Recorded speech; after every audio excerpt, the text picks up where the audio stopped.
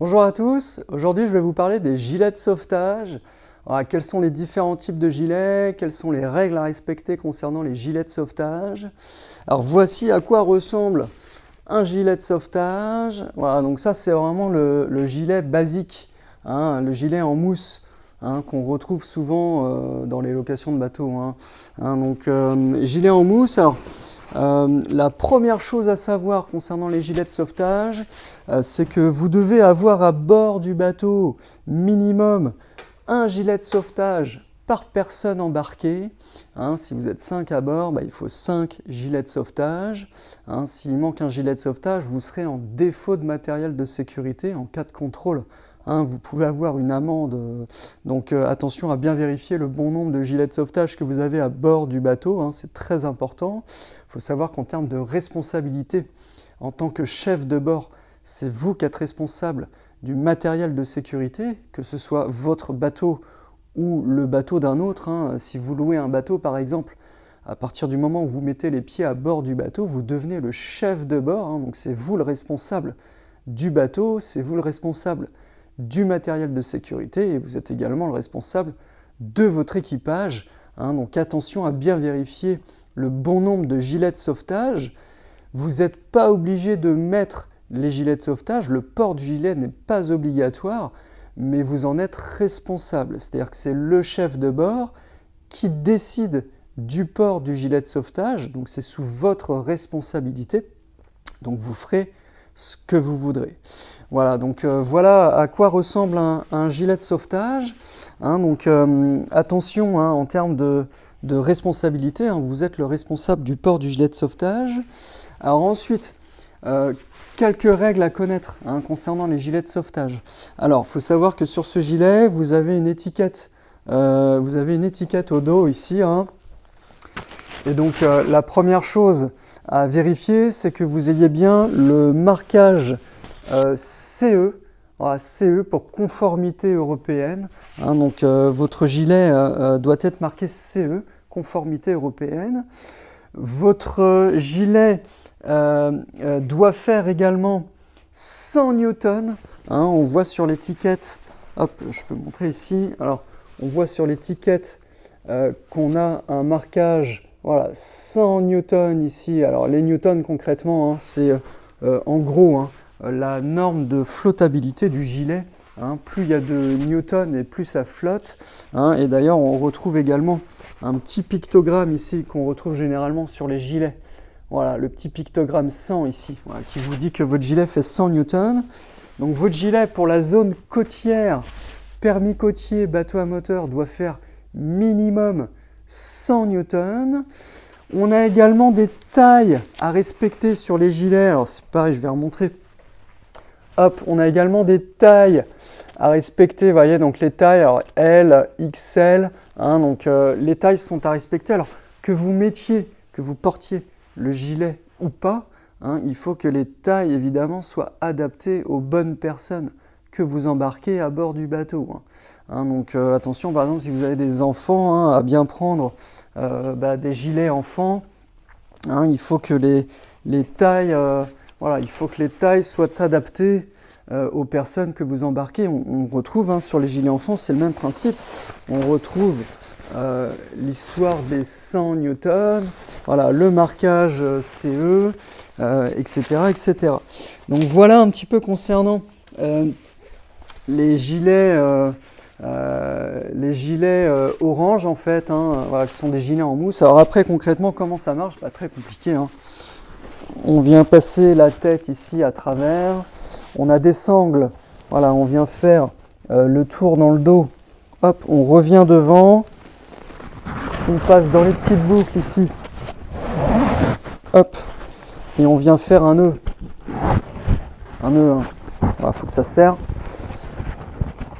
Avec un nœud de lacet, hein, pour qu'on puisse l'enlever facilement.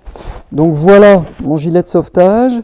Alors on voit ici par exemple que on a une bande réfléchissante sur le gilet qui fait partie du gilet.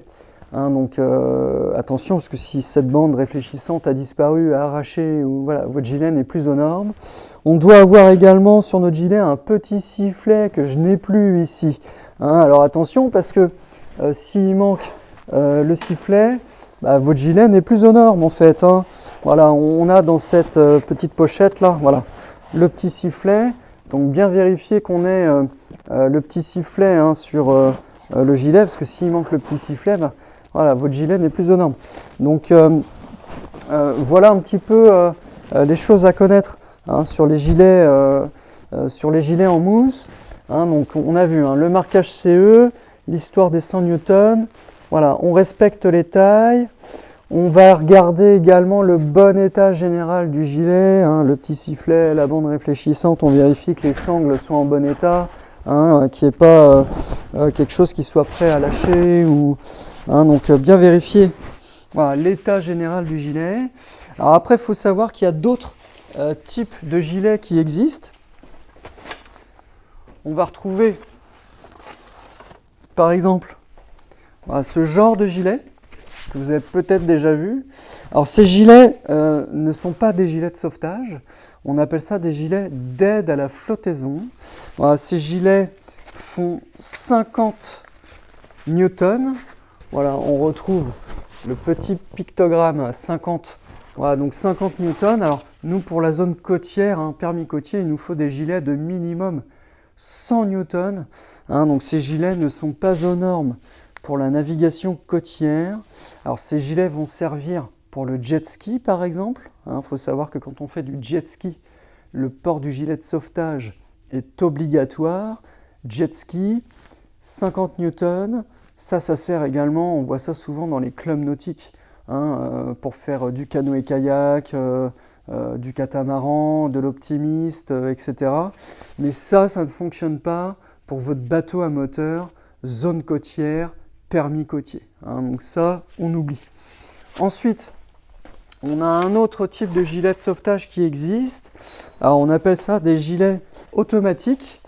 Alors, le principe est assez simple, c'est-à-dire que si jamais vous tombez à l'eau, eh bien, le gilet se gonfle tout seul. Alors, comment ça fonctionne? On a un petit mécanisme ici, là. Hop. Voilà, on a un petit mécanisme ici, là, alors qui peut fonctionner de deux façons différentes.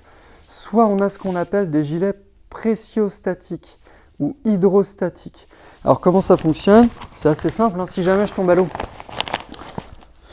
eh ben, il y a de l'eau qui rentre à l'intérieur ici, et avec la pression de l'eau, ça va déclencher un petit mécanisme qui va percuter une petite bonbonne de gaz qui est juste au-dessus ici, là, et du coup, ça gonfle le gilet. Voilà, on obtient quelque chose, voilà, qui ressemble à ça. Donc, on va gonfler le gilet de sauvetage, voilà, avec la petite bonbonne de gaz ici. Il y a un deuxième système qui existe, on a ce qu'on appelle les gilets à cartouche de sel ou à pastille de sel.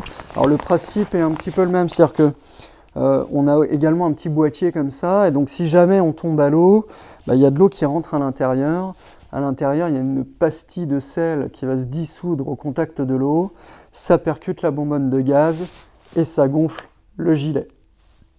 Sur ces gilets, on va également retrouver, hop, si on regarde à l'intérieur, une petite étiquette, voilà, qui nous remet le marquage CE 150 newtons. Alors c'est l'avantage de ces gilets, c'est-à-dire que ces gilets font tous de base, voilà, on retrouve le pictogramme là, 150, voilà, font tous de base 150 newtons, c'est-à-dire qu'ils flottent mieux que des gilets orange par exemple. L'avantage de ces gilets, c'est qu'il n'y a pas de taille, hein, c'est des tailles uniques. Hein, donc on n'a plus à s'embêter avec les tailles, hein, c'est de la taille unique. Il y a juste une taille adulte et une taille enfant. Alors le petit inconvénient de ces gilets, c'est qu'évidemment, une fois que la cartouche de gaz, une fois que ça a percuté, hein, ça ne marche qu'une fois. Donc ça demande un petit peu d'entretien. Il faut changer la cartouche de gaz, réarmer le mécanisme, etc. Donc ça demande un petit peu d'entretien. Ça coûte un peu plus cher qu'un gilet orange. Hein.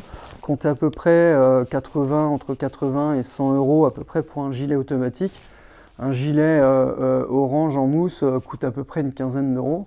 Donc ça coûte plus cher, mais voilà, c'est de la taille unique. Il n'y a plus à s'embêter avec les tailles.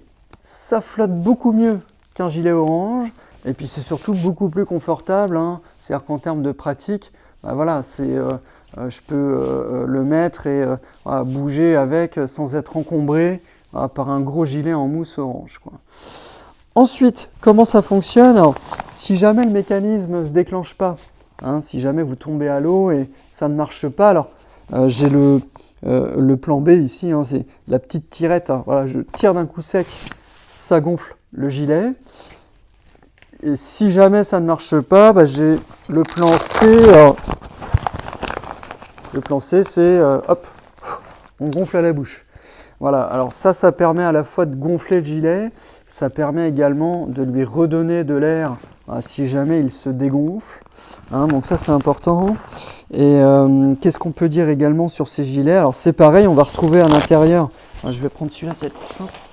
On va retrouver sur ces gilets le même principe, hein, avec les bandes réfléchissantes. Voilà, on retrouve également le petit sifflet, hein, donc bien vérifier l'état général du gilet, hein, pour voir si tout est OK. Et il y a une date de péremption également sur ces gilets, donc attention à bien regarder la date, voilà, qu'on retrouve généralement voilà, sur le petit mécanisme ici, hein, il y a une date de péremption, donc c'est voilà, le petit inconvénient de ces gilets à vérifier, hein, bien regarder la date de péremption sur ces gilets. Donc voilà un petit peu concernant les gilets de sauvetage, voilà ce qu'on pouvait dire sur les différents types de gilets qui existent, hein, donc les gilets en mousse, les gilets automatiques, voilà, on a les gilets d'aide à la flottaison aussi, hein, pour les jet skis. N'hésitez pas à consulter l'ensemble de nos tutos sur notre page YouTube et vous pouvez également nous suivre sur notre page Facebook et Instagram. Merci et à bientôt.